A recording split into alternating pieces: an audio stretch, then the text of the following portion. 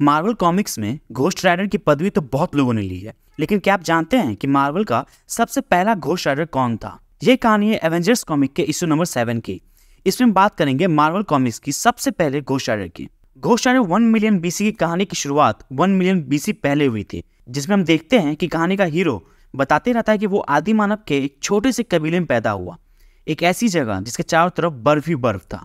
उस वक्त जब किसी को बोलना भी नहीं आता था, सब इशारों में बातें करते थे, किसी का कोई नाम नहीं था, सब एक दूसरे को उसकी शक्ल और खुशबू से पहचानते थे। उस लड़के को उसके पिता के बारे में नहीं पता था, उसकी माँ को भी शायद ही पता होगा, हालांकि उससे कोई फर्क नहीं पड़ता।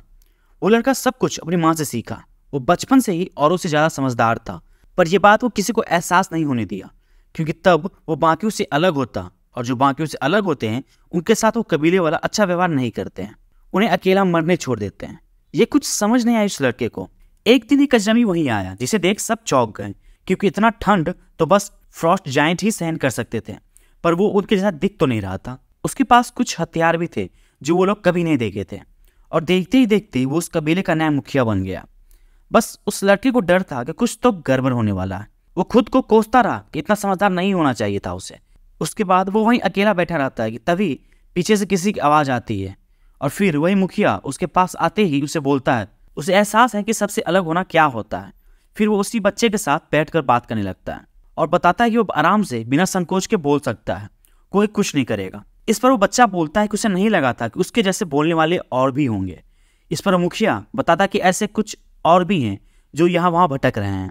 उसके बाद वो अपने बारे में बताने लगता है कि कैसे वो भी एक ऐसे ही कबीले से आया है जहाँ सबको लगता था कि आज तो वो सब गए, जिसकी वजह से सब रात में रोते चिल्लाते रहते थे, जब तक कि उनका डर सच नहीं हुआ। उसके बाद वो उस बच्चे को बताता है कि उसकी जन्म कैसे हुई इससे कुछ फर्क नहीं पड़ता, पर एक दिन वो अपने कबीले के मुखिया होंगे, सबसे ऊपर, बस उनकी हुकूमत ही चलेगी। ये सुनते हुए बच्चा पूछता है कि उसके कबीले का क्या हुआ, जिस पर जवाब मिला कि वही जो होना था, कोई और शक्तिशाली उस सबको ढूंढ लिया, कुछ भूखे दरिंदे। उसके बाद वो मुखिया एक अजीब सा दाना में बदल जाता है, और जो भी उसके रास्ते में आया वो उन सबको खाते गया। जिन किसी को उस बच्चा जानता था वो सब उस दरिंदे का भोजन बन गए थे।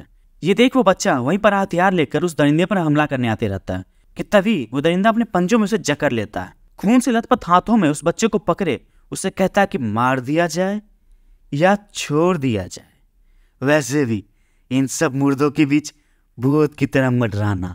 और फिर उसे लड़काते कहता है कि अगर हिम्मत है तो आ जाना, नाम पता ढूंढ लेना।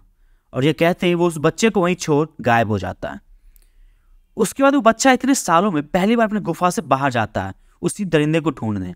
वो ये सोचते रहता है कि अगर वो दरिंदा इतने ठंड में बाहर जा सकता है तो वो क्यों नहीं, या फिर बस जल्दी मरना चाहता था। वो इतने ठंड में ढूंढते ढूंढते उसकी हालत खराब हो जाती है और वो वही बर्फ के बीच में ही बेहोश हो जाता है। वो बेहोशी की हालत में ही रहता है कि वहीं कहीं से एक बड़ा सा सफ़ेद सांप आता है और उससे बताता है कि अगर वो मरना चाहता है तो वो ये काम बड़ी आराम से कर देगा, लेकिन उसका मन है कि वो जिंदा रहे। वो सांप फिर उसे बताता है कि उसे पता है कि वो क्या ढूंढने निकला है और सब कुछ देगा उसे जो वो ढूंढ रहा है। उसके बाद वो उसी बच्चे को दबोचे बताता है कि वो उसे ठंड से बचा लेगा, ऐसा कि दोबारा कभी उसे ठंड ना लगे। उसे बस उसका नाम लेना है, फिर सब ठीक हो जाएगा। वो बच्चा वहीं एक नाम लेता है, मेफिस्टो। उसके बाद वो अजीब तरह से जलने लगता है, जिसे देख मेफिस्टो जोरों से हंसने लगता है। और तभी वहीं कहीं से जंगली हाथी आते ही उस सांप के मुंह पर पैर रखते ही जिस पर वो सांप वहीं कुचला जाता है। वो न जाने क्यों उस बच्चे की तरफ खींचे चले आए थे। 5 साल हो गए, वो बच्चा अब बच्चा नहीं रहा। लोग उसे न जाने क्या क्या नाम से बुलाते थे, कुछ तो राइडर भी कहते थे। कभी किसी को किसी जानवर की सवारी करते नहीं देखे थे ना, इसीलिए। और ऐसे ही जन्म हुआ दुनिया के सबसे पहले घोस्ट राइडर का। वहीं बर्फीले पहाड़ में वही मुखिया घूमते रहता है कि अचानक उसे जानी पहचानी खुशबू आती है, जिससे उस बच्चे को पहचान लेता है और उसे सामने आने बोलता है। और वही घोस्ट राइडर अपने हाथी पर सवार आता है, और आते ही उसका हाथी अपने सूंड से उस दरिंदे को उठा लेता है। और तब वही दरिंदा बोलता है कि काफी बड़े हो गए हो मुन्ना, और आग बबूला भी। जिस पर वही घोस्ट राइडर बताता है कि वो बच्चा नहीं रहा, बहुत ढूंढा उसे हर जगह, लेकिन अंत में वो उसे मिल ही गया। तो अब तू बता तेरा क्या होगा कालिया। इतने में ही वो दरिंदा अजीब सा रूप में बदल जाता है और बताता है कि वो कोई दरिंदा नहीं है, वो जो भी किया अपने भलाई के लिए। और अगर तुम्हें मेरा नाम जानना है तो तुम्हारा आखिरी ख्वाहिश भी पूरा होगा। मेरा नाम है वेडिंगो। और वो उसी हाथी के सूर से खुद को छुड़ाकर नीचे आता है। और तब हमें पता चलता है कि वो अजनबी और कोई नहीं बल्कि एक अलग किस्म का जानवर रहता है, वेडिंगो।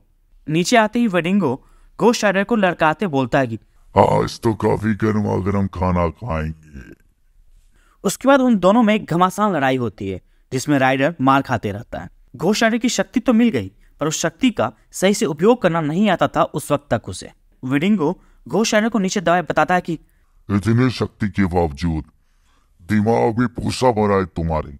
वैसे एक बात बता दूं, परिंदे तुम दोनों ही, फर्क सिर्फ इतना है कि तुम लोगों की रूह पर जिंदा हो, मैं उनके मांसपेशियों पर।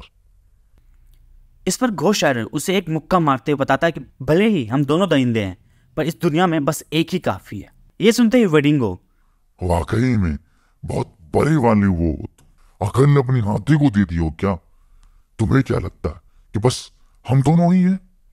लड़ते रहते घोस्ट राइडर वही वेडिंगो की गुफा के सामने गिरता है जहां बहुत सारे कंकाल पड़े रहते हैं, जिसे देख राइडर चौंकते हुए पूछता है कि बाप रे, ये सब तुम्हारा फैलाया रहता है ना, है ना? कितने लोगों को खाए हो अभी तक? इस पर वेडिंगो ज्यादा नहीं, जितना भी था वो मेरे लिए काफी नहीं था। मैं जितना खाता हूँ उतना ही शक्तिशाली बनता जाता हूँ और उतना ही ज्यादा दिन जीता हूँ। अभी तो इतना खाना खाना है कि मैं भगवान बन जाओ। घोस्ट राइडर अपनी शक्ति से वही पर कंकाल सबको अपनी ओर खींचता है और उससे एक बड़ी सी रस्सी जैसा बनाते हुए बोलता है, ये हड्डियां कुछ और कहानी कह रही हैं। इनका तो कहना है कि तुम बहुत खा चुके हो। और तभी राइडर वही रस्सी से वेडिंगो पर हमला करता है।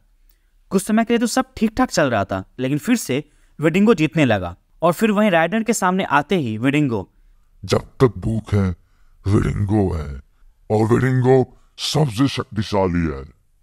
वो ये बोलते ही रहता है कि तभी वहीं पीछे से घोस्ट राइडर का हाथी अपना दांत उसके छाती के आर पार कर देता है।